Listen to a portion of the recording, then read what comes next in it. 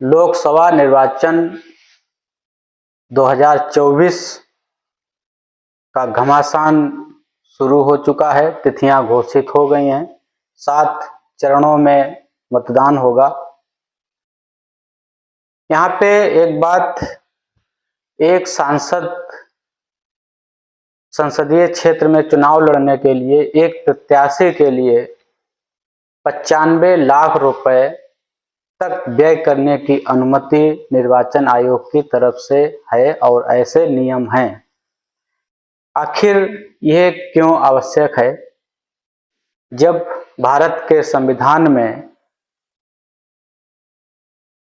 चाहे सांसद हो, विधायक हो, राज्यसभा का सदस्य हो, प्रधानमंत्री हो, जब उसके लिए कोई योग्यता निर्धारित नहीं है, लोकतंत्र की मूल भावना को ध्यान में रखते हुए संविधान में व्यवस्था की गई थी कि कोई व्यक्ति इस आधार पे निर्वाचन लड़ने से वंचित ना रह जाए कि वह पढ़ा लिखा नहीं है, उसके पास योग्यता नहीं है।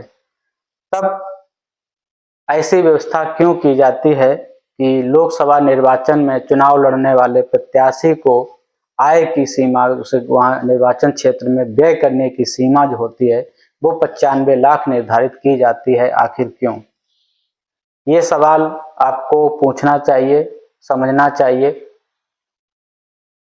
जो एक ईमानदार व्यक्ति है, लगता उसे मैं ईमानदार हूँ, मैं चुनाव लड़ सकता हूँ, लेकिन जब उसके पास पैसे नहीं होंगे तो वो कैसे चुनाव कहीं लड़ सकता है? तो यहाँ लोकतंत्र की जो मूल भावना है वो कहीं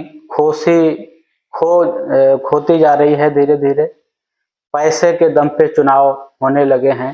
95 लाख तो सिर्फ ये लिखा पढ़ी में है, लेकिन आप सभी को पता है कि दसों करोड़ रुपए खर्च होते हैं एक लोकसभा क्षेत्र के चुनाव में एक प्रत्याशी के, और जिसके पास जितनी क्षमता होती है उस हिसाब से वो पैसे खर्च करते हैं।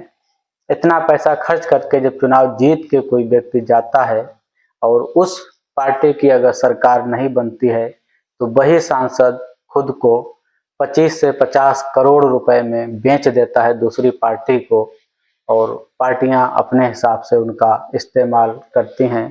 तो लोकतंत्र कहाँ रह गया? ये चीज आपको समझनी है।